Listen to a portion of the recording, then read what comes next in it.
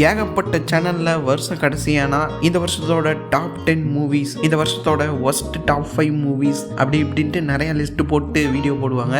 நாமளும் ஏன் யூஸ்வலாக போட்டு இருக்கணும் அப்படின்ட்டு கொஞ்சம் வித்தியாசமாக போகலான்ட்டு இந்த வீடியோவை ட்ரை பண்ணுறேன். இந்த வருஷத்தோட நினச்சதொன்று நடந்ததொன்று படங்கள் அப்படின்ட்டு நாம் ஒரு 2 படத்தை பற்றி பார்க்க போகிறோம்.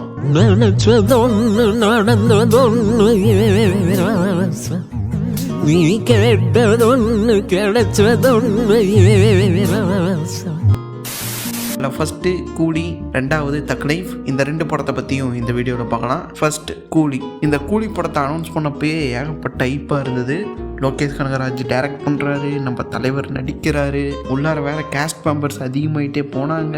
அதனால் ஏகப்பட்ட ஹைப்பை க்ரியேட் பண்ணிச்சு. இதோட ஒவ்வொரு அப்டேட்டுக்குமே அவ்வளோ ஈகராக வெயிட் பண்ணிகிட்டு இருந்து இந்த படத்தோட அப்டேட்ஸையே பார்த்துட்டு இருந்தோம். அது மட்டும் இல்லாமல் நம்ம லோகேஷ் கனகராஜ் வேற லியோக்கு அப்புறம் இந்த படத்தில் கமிட் ஆகி இது எல்சிக்குள்ளார வருமா அப்படின்லாம் நிறைய தியரிஸ் அது இதுன்னு போயிட்டு இருந்துச்சு. நம்ம சேனல்லையே ஒரு 2-3 வீடியோ போட்டிருப்போம். அந்த அளவுக்கு இந்த படத்து மேலே எதிர்பார்ப்புங்கிறது அவ்வளோ அதிகமாக இருந்துச்சு. அப்புறம் இந்த படம் ரிலீஸ் கிட்ட வர வர சில அப்டேட்லாம் கிடைக்குள்ள சூப்பராக இருந்துச்சு. படம் வந்துட்டு பயங்கரமாக இருக்க போகுதுடா, அப்படி இருக்க போகுது, இப்படி இருக்க போகுது அப்படிங்கிற மாதிரிலாம் நிறைய தியரிஸ் உருவாச்சு.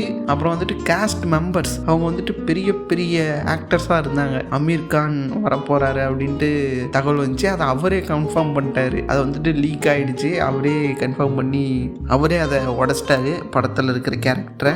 அப்புறம் நம்ம நாகார்ஜுன் அதுவும் லீக் ஆச்சு வீடியோவா. அதெல்லாம் ஏகப்பட்ட ஹைப்பை கிரியேட் பண்ணுச்சு. இந்த மாதிரி ஆக்டர் பெரிய பெரிய ஆக்டர்ஸ்லாம் இருக்கிறாங்கன்ட்டு. அது மட்டும் இல்லாமல் முக்கியமாக இந்த படத்துக்கு ஹைப் அதிகமான காரணமே நம்ம லோகேஷ் கனகராஜ் கொடுத்த இன்டர்வியூஸ். வந்து மனுஷன் என்ன சொன்னார்.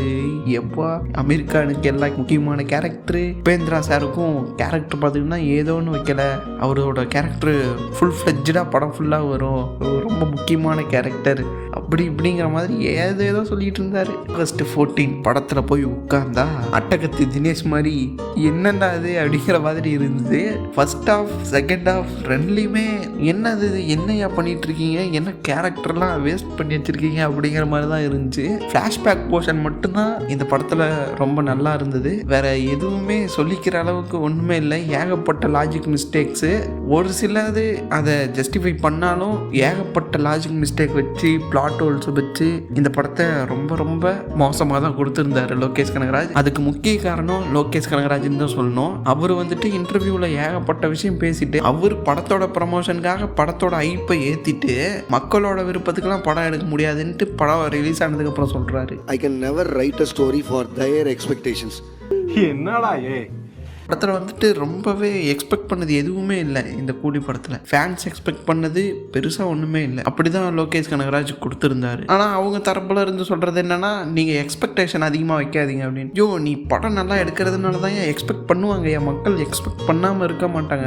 எக்ஸ்பெக்டேஷனுங்கிறது தானாக வரது. அதுக்கேற்ற மாதிரி நீங்கள் தான் படம் எடுத்து கொடுக்கணும். அவங்க எதுக்காக உன்னை எக்ஸ்பெக்ட் பண்ணுறாங்க, நீ கொடுத்த குவாலிட்டியை, அதுக்காக தான் அந்த படத்தை எடுக்கிறாங்க. இந்த ஆள் என்னடான்னா அதுக்கப்புறம் வந்துட்டு உங்களோட இஷ்டத்துக்குலாம் படம் எடுக்க முடியாது அப்படின்னு பேசினார். இவரோட இன்டர்வியூ காரணமாக தான் இவரை போட்டு அடின்னு அடித்தாங்க. இல்லைன்னா மக்களை அடிக்கிறதுக்கான தேவையே இல்லை. சரி விடுங்க, அதையே பேசிக்கிட்டு ஓவராலாக இந்த 2025 வந்ததில் நம்ம நினச்சது ஒன்று, இந்த படத்தில் நடந்தது ஒன்று. அதனால் இந்த படமும் அடுத்து தக்லைஃப். இந்த படத்துக்கும் கூலி அளவுக்கே எக்ஸ்பெக்டேஷன் இருந்துச்சுன்னு சொல்லலாம். விக்ரம் படத்துக்கு அப்புறம் கமலோட கம்பேக்குங்கிறது வேற லெவலில் இருந்துச்சு. ஆண்டவர் திரும்ப வந்துட்டாரா அப்படிங்கிற மாதிரி நிறைய பேர் எதிர்பார்த்த ஒரு படம்னே சொல்லலாம் இந்த தக்லைஃப். அது மட்டும் இல்லாமல் மணிரத்னம் டைரக்ட் பண்ணுறாரு. நாயகனுக்கு அப்புறம் இவங்க 2 பேர்த்தோட காமங்கிறது பயங்கரமாக இருக்க போகுது அப்படிங்கிற மாதிரி ஏகப்பட்ட எக்ஸ்பெக்டேஷன். அதுவும் அனௌன்ஸ்மெண்ட்னு ஒன்று விட்டாங்க. அப்போல்லாம் பயங்கரமாக இருந்துச்சு. அந்த யாக்குசா அப்படி இப்படின்னு சொல்லிட்டு கிழிஞ்ச துணி மாட்டிட்டு நம்ம ஆண்டவர் வந்து நின்றுக்கிட்டு டைலாக் பேச வேற லெவல்ல இருக்க போதுடா, வேற லெவல்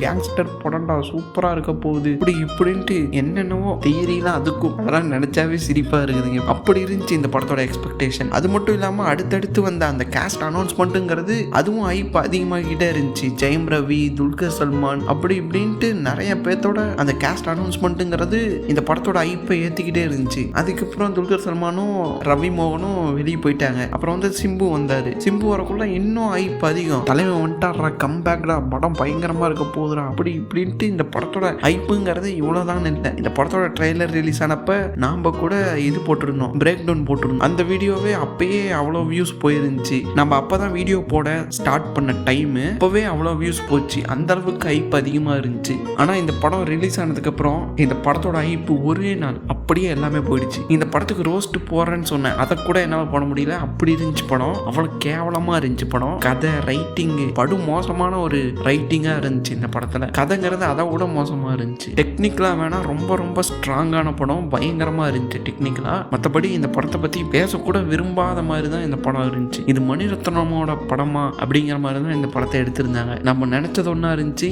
நடந்தது ஒன்றா தான் இருந்துச்சு.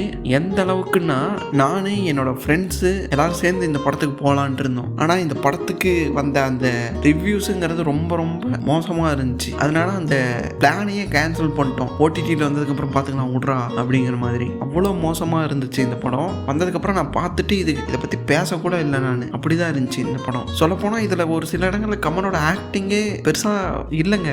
அது நான் இப்படி அவரே எப்படி சொல்கிறதுன்னு எனக்கு தெரியல. அது ஏதோ இது வரைக்கும் பார்த்த ஆண்டவர் மாதிரியே இல்லை இந்த படத்தில். அது செட் ஆகலை, நல்லா இல்லை. கேரக்டர் ரைட்டிங்கிறது சுத்தமாக நல்லா இல்லை. எந்த கேரக்டருமே இதில் சரியாகவே இருக்காது. நீங்கள் ஒரு கேரக்டரோட ட்ராவல் ஆகவே மாட்டீங்க இந்த படத்தில். ஓ இவனா, ஓ அவனா, அப்படி தான் பார்த்துட்டு இருப்பீங்க. அப்படி தான் இருக்கும். அந்த மாதிரி ஒரு ரைட்டிங்குங்கிறது இந்த படத்தில் இருக்கும். இதை பற்றி பேசணும்னா இன்னும் பேசிக்கிட்டே இருக்கலாம். ஸோ ஓவராலாக இந்த வருஷத்தில் நினச்சது ஒன்று நடந்தது ஒன்று படங்களில் மிக முக்கியமான 2 தலைகளோட படம்னா அது இந்த கூலி அண்ட் தக் லைஃப் தான். ரெண்டுமே படு மோசமாக இருந்துச்சு.